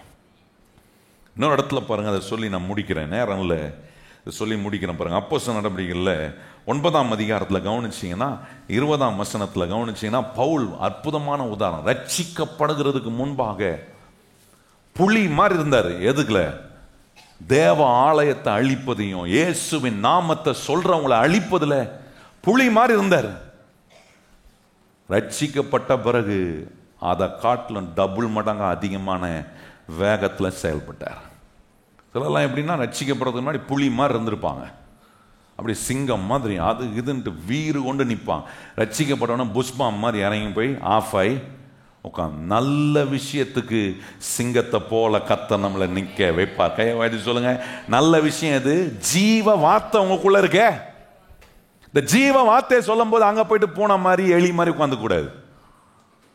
பூனை எலி என்ன பண்ண? எலி என்ன பண்ண? ஏதாவது பொந்துக்குள்ளே போய் சொறி உட்காந்துங்க. அது மாதிரி நிறைய கிறிஸ்தவம் எங்க பொந்துக்குள்ளே போய் சந்துக்குள்ளே எங்கன்னா உட்காந்துக்கலாம் கிடையாது. நான் சொல்றேன், ஜீவ வார்த்தையை பேசுறவனா கத்தனை இப்ப கையை வாய்த்தி சொல்லுங்க, ஜீவ வார்த்தையை பேசுறவர்களா எங்களை வைப்பார். ஒரு காலத்துல பவுல் பல கலக்கமடைய செஞ்ச பவுலை கத்தர் இப்ப என்ன பண்றாருன்னா சபைகளுக்குள்ள கலக்கும்படி அவனை மாத்துறாரு. அவன் பேசுறான், எப்படி வீறு கொண்டு பேசுறான் பாருங்க. அந்த வசனத்தை வாசிப்போமா? 20ஆம் வசனம் வாசிங்க. அப்போஸ்தலர் நடபடி 9ஆம் அதிகாரம் 20ஆம் வசனம். கிறிஸ்து தேவனுடைய குமாரன் என்று ஆலயத்திலே பிரசங்கித்தான். அதுக்கப்புறம் பாருங்க 22ஆம் வசனம் வாசிங்க. சவுல் அதிக திடன் கொண்டு இவரே கிறிஸ்து என்று திஸ்தாந்தப்படுத்தி தமஸ்குவில குடியிருந்த யூதர்களை, நல்லா கவனிங்க, என்ன மாதிரி என்ன செய்தான் பாருங்க. இவன் பண்ற பிரசங்கம் பாருங்க, கிறிஸ்துவே தேவன் என்று பிரசங்கிக்கக்கூடிய விதத்துல கர்த்தர் அவனை மாத்திர சவுல பவுலா மாத்திரார். கலக்கமடைய தமஸ்குல இருந்த கிறிஸ்தவ மக்களை, கிறிஸ்தவ ஆலயத்துக்குள்ள இருந்தவர்களாம் கலக்கமடைய வச்சவனை கர்த்தர் இப்ப என்ன பண்றாரு? அவர்களை கட்டும்படி, சபையை கட்டும்படி அவனை மறுபடியும் முன்ன எவ்வளவு வைராக்கியமா அழிக்கணும்னு வேலை செஞ்சானோ, இப்போ அவனை கத்தர் அதை காட்டிலும் டபுள் வைராக்கியத்தோட ஆண்டவரை உயர்த்தணும், இயேசுவை மகிமைப்படுத்தணும், ஜீவ வார்த்தையை பேசணும், இந்த சுவிசேஷத்தை சொல்லணும்னு சொல்லி ஆண்டவர் அவனை எப்படி மாத்தினார் பாருங்க. நான் சொல்றேன், சூழ்நிலையில் மாத்திரம் நமக்கு விடுதலை கொடுக்கிறவர் அல்ல, விடுவிக்கிற அந்த வார்த்தையை வச்சு நம்மளை அநேகர் மத்தியில தேவனை மகிமைப்படுத்துகிறவர்களாய் கத்தர்மா. எத்தனை பேர் அப்படி மாறணும்னு விரும்புகிற கர்த்தருடைய பிள்ளைங்க வலது கரத்தை உயர்த்தி சொல்லுங்க, ஆண்டவரே இப்படிப்பட்ட விதத்துல கர்த்தருடைய வார்த்தையெல்லாம் நமக்குள்ள செய்யும் என்பதை இயேசுநாதர் உணர்ந்துதான் அவர் சொல்றாரு, இவர்கள் பேசுகிற வார்த்தைகளின் மூலமா விசுவாசிக்கிற அவர்களுக்காக நான் என்ன செய்யறேன், வேண்டுதல் செய்கிறேன். கடைசியாக ஒரே ஒரு வசனம் மாத்திரம் வாசித்து முடியும். அப்போஸ்தலர் நடபடிகள் 19ஆம் அதிகாரம் 20ஆம் வசனம் வாசிப்போமா? அப்போஸ்தலர் 19ஆம் அதிகாரம் 20ஆம் வசனம், 19ஆம் அதிகாரம் 20ஆம் வசனம் வாசிப்போம். எல்லாரும் நம்ம இணைந்து வாசிப்போம். 20ஆம் வசனம், இவ்வளவு பலமாய் கர்த்தருடைய வசனம் விருத்தி அடைந்து, எல்லாரும் சொல்லுங்க, இவ்வளவு பலமாய் கர்த்தருடைய வசனம் விருத்தி அடைந்தது, மேற்கொண்டது. கையை வைத்து சொல்லுங்க, கர்த்தருடைய வசனம் என்ன பண்ணும், விருத்தி அடையும், மேற்கொள்ளும். கையை வைத்து சொல்லுங்க, இந்த வசனம் ஜீவ வசனம் எனக்குள்ள என்ன பண்ணுது, விருத்தி அடைய பண்ணுது, மேற்கொள்ளக்கூடிய காரியங்களை செய்யும். இந்த வார்த்தையை உங்க வாயில பேசுங்க. இதுதான் இயேசுநாதர் ஜெபம் பண்றார். அந்த வேண்டுதலோட நம்ம முடிப்போம். அங்க பாருங்க, யோவான் 17ஆம் அதிகாரத்துல இயேசுநாதர் செய்யறார் பாருங்க, நமக்காக அவர் செய்யற வேண்டுதல் நம்ம வாசித்தோம் பாருங்க. 20ஆம் வசனம் வாசிப்போம். நான் இவர்களுக்காக வேண்டிக் கொள்கிறதும் அல்லாமல், என்ன சொல்றாரு, உங்களுக்காக வேண்டிக் கொள்றது அல்லாமலும் அவர் சொல்றாரு, இவர்களுடைய வார்த்தையினாலே என்னை விசுவாசிக்கிறவர்களுக்காகவும். அப்ப இவர்களுடைய, என் வாயிலிருந்து வருகிற வார்த்தையை கேட்க போறவங்க அவரை விசுவாசிப்பாங்க என்பதை நம்ம மூலமா நம்புற இயேசுநாதர் இன்னைக்கு நமக்கு சொல்லி கொடுக்குறாரு. உன் வாயில நான் வைக்கிற வார்த்தை, உன் நாவை தொடுறேன், உன் வாயில என் வார்த்தையை வைக்கிறேன். அந்த வார்த்தையை நீ பிரசங்கிக்கும் போது, அந்த வார்த்தையை நீ பேசும்போது, என்ன சவால் வந்தாலும் அது நடுவே நம்மளை சந்தோஷிப்பிக்கிற கர்த்தர். என்ன சவால் வந்தாலும் பலமாய் அதை பெருக பண்ணுகிறவர், மேற்கொள்ள பண்ணுகிற கர்த்தர் நம்ம கூட இருக்கிறார். எழுமி நிப்போம், நம்ம ஜெபம் பண்ணலாம். கர்த்தர் இன்னைக்கு நமக்கு சொன்ன இந்த சத்தியங்களுக்காக கையை உயர்த்தி எல்லாரும் வாய்களை திறந்து கர்த்தரை ஸ்தோத்திரம் பண்ணுங்க. ஆண்டவரே, உம்முடைய ஜீவனை உண்டாக்குகிற ஜீவ வசனம், கையை உயர்த்தி சொல்லுங்க, ஆண்டவரே எனக்குள்ள, ஆண்டவரே ஜீவ வசனத்தை வச்சிருக்கீங்க. சொல்லுங்க வாயை திறந்து. எங்க போனாலும் இந்த ஜீவ வசனம் உங்களுடைய எல்லா சவால்களையும் மேற்கொள்ளும். ஹல்லேலூயா. பலமாய் பெருகும், பலமாய் பெருகும், பலமாய் உங்களை மேற்கொள்ள வைக்கும். ஆண்டவரே, இந்த ஜீவ வசனத்தை எங்களுக்குள்ள வச்சிருக்கிறீர். ஆண்டவரே, அந்த வசனம் எங்களை சந்தோஷமாக்குது, அந்த வசனம் எங்களை சவாலை மேற்கொள்ள வைக்குது. அந்த வசனம் ஆண்டவரே எந்த விதத்திலும் நாங்க ஆண்டவரை டிஸ்ட்ராக்ட் ஆகாதபடிக்கு எங்களை ஆண்டவரே உம்முடைய வார்த்தையை கவனமா பேச வைக்குதே. இந்த வார்த்தைகளை நாங்க பேசும்போது எங்களுக்காகவும் நீர் வேண்டுதல் செய்கிறீர்.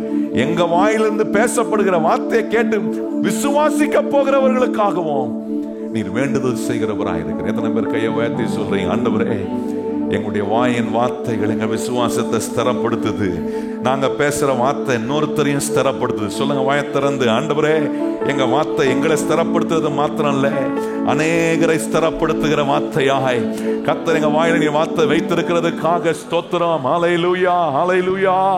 உம்முடைய வார்த்தையில் அந்த வல்லமை எங்களுக்குள்ள வைத்திருக்கிறதுக்காக ஸ்தோத்திரம். ஆண்டவரே, ஜீவனுள்ள தேவனுடைய வார்த்தை எங்களுக்குள்ள ஒவ்வொரு நாளும் கொழுந்து விட்டு எரிகிறதுக்காக உமக்கு ஸ்தோத்திரம். கையை உயர்த்தி ஆண்டவரை ஸ்தோத்திரம் பண்ணுங்க. இன்னைக்கு என்ன சவாலானாலும் பயப்படாதீங்க, பயப்படாதீங்க. அங்கே கர்த்தர் உங்களை பேசும்படி வாயில வார்த்தையை வைப்பார். அங்கே உங்க வாயில கர்த்தர் வார்த்தையை வைப்பார். சூழ்நிலைகளை மேற்கொள்ளக்கூடிய வார்த்தையை உங்க வாயில வைப்பார். நிச்சயமா வெற்றி உண்டாகும். எங்கள் நல்ல ஆண்டவரே, இந்த அற்புதமான ஜெப நாட்களில் இன்னைக்கு எங்களுக்கு சொல்லுகிறீர், என்ன சவாலானாலும் பயப்படாத, எங்களுக்காக வேண்டுதல் செய்கிற ஒருத்தர் இருக்கிறீர். சமயத்துக்கேற்ற வார்த்தையை கர்த்தர் நம்முடைய வாயில வைப்பார். எத்தனை பேர் கையை உயர்த்தி சொல்லி, சமயத்துக்கு ஏற்ற வார்த்தையை என் வாயில வைத்து அந்த சவால்ல இருந்து என்னை வெளியே கொண்டு வந்து என்னை மகிழ்ச்சி ஆக்குகிற என்னுடைய ஆண்டவர் இயேசு என்னோடு இருக்கிறதுக்காக உமக்கு ஸ்தோத்திரம். ஆண்டவரே, கேட்ட ஒவ்வொரு வார்த்தைகளும் உம்முடைய பிள்ளைகளுக்குள்ள ஆண்டவரே நல்ல விருத்தியையும் பலமாய் விருத்தி அடைய, பலமாய் உம்முடைய பிள்ளைகள் எல்லாவற்றையும் மேற்கொள்ள கர்த்தர் உம்முடைய பிள்ளைகளோடு நீர் கூட இருக்கிறதுக்காக ஸ்தோத்திரம். இன்னைக்கு எங்க ஜெபத்தை நீர் கேட்டிருக்கிறதுக்காக ஸ்தோத்திரம். எத்தனை பேர் விசுவாசிக்கிறவங்க கைகளை உயர்த்தி சொல்லுங்க, எங்க ஜெபத்தை நீர் கேட்டிருக்கிறதுக்காக ஸ்தோத்திரம். நல்ல வாயத்திறந்து சொல்லுங்க, எங்க ஜெபத்தை கேட்டிருக்கு, எங்க வேண்டுதல் கேட்கப்பட்டிருக்கு. அந்த சவால்ல எனக்கு வெற்றியை கொடுக்கிறீர். இந்த சூழ்நிலையை நான் மேற்கொள்றேன். ஆண்டவரே, தடைகளை ஆண்டவரே நீர் உடைத்து போடுகிறீர். என்ன முன்னேறி செல்ல வைக்கிற, பலமாக பெருகுது, பலமாய் மேற்கொள்ள வைக்கிற கர்த்தருடைய வார்த்தை எங்களுக்குள்ள நீர் ஆண்டவரே அற்புதமாய் கிரியை செய்ய வைக்கிறதுக்காக ஸ்தோத்திரம்.